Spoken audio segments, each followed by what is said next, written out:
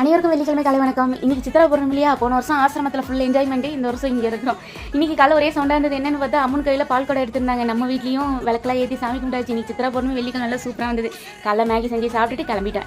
போகிற வழியில் மாம்பழம் கரும்பு ஜூஸ் வாங்கிக்கணும். அதுக்கப்புறம் கம்பங்கூடம் வாங்கணும். நாங்கள் வாங்கலாம். எங்கள் அக்கா பசங்க வாங்கியிருந்தாங்களா, எத்தனை பொங்க சித்தி வரும் அப்படின்னு சொன்னாங்க. சரி எடுத்து போகணும். அது எதுக்காகன்னு அப்புறம் சொல்கிறேன். எங்கே போனால் எங்கள் அம்மா வீட்டுக்கு தான். ஹஸ்பண்ட் கொஞ்ச நேரம் உட்காந்து பேசிட்டு அவங்க டியூட்டி கிளம்பிட்டாங்க. அதுக்கப்புறம் என்னால் முடிஞ்ச 1-2 வேலை பண்ணோம். எதுக்காகனா எங்கள் அம்மாவோட அம்மா, அதான் எங்கள் ஆயாவுக்கு சாமி கும்பிட்றாங்கன்னு சொல்லிட்டு வர சொன்னாங்க. அதுக்கு தான் எங்கள் ஆயாவுக்கு கம்பங்கூழ்னா ரொம்ப பிடிக்குமா, அதனால தான் வாங்கி வச்சாங்க. அதையும் சேர்த்து வச்சு சாமி கும்பிட்டு எல்லாரும் சாப்பிட உட்காந்தாச்சு. இப்போ வருஷம் சித்ரா பௌர்ணமிக்கு எங்கள் ஆயாவுக்கு சாமி கும்பிடுவாங்க. கூப்பிடுவாங்க. நான் தான் போனதில்லை. இதான் ஃபஸ்ட் டைம். வாழை பொரியல், வடை, அப்பளம், பாயசம், உருளைக்கிழங்கு தொகை, கத்திரிக்காய், முருங்கை, மாங்காய், ஒரு சாம்பார் சாப்பிட்டு முடிச்சு எல்லாம் பேசி கொஞ்ச நேரம் குட்டி தூக்கமும் போட்டு அப்புறம் ஈவினிங் கிளம்புறோம். எங்கள் அம்மா எல்லாருக்கும் தாம்பலம் கொடுத்து வழி அமைச்சாங்க. ஃபஸ்ட்டு 3வது கிளம்பினாங்க. அப்புறம் எங்கள் என்ன பார்ட் டைம் ஒர்க் பண்ணுறாங்க மெடிக்கலில், அவங்களும் டைம் வச்சு கிளம்பினாங்க. அப்புறம் எங்கள் 2வது ஆட்டோ புக் பண்ணி கிளம்பினாங்களா. சரி எங்கள் அம்மாக்கு பாய் சொல்லிட்டு நானும் அவங்க கூட ஆட்டோவில் வந்து பஸ் ஸ்டாண்டில் இறங்கினேன். அதுக்கப்புறம் ஷேர் ஆட்டோ பிடிச்சி வீட்டுக்கு வந்து விளக்கல ஏற்றி சாமி கும்பிட்டு சரி மருதான் இந்த கை கரைச்சி வைக்கலாம்னு சொல்லிட்டு ரெடி பண்ணியிருக்கேன். என்னோட வீடியோ பிடிச்சி நினைக்கிறேன். மறக்காம சப்போர்ட் பண்ணுங்க ப்ளீஸ். பை.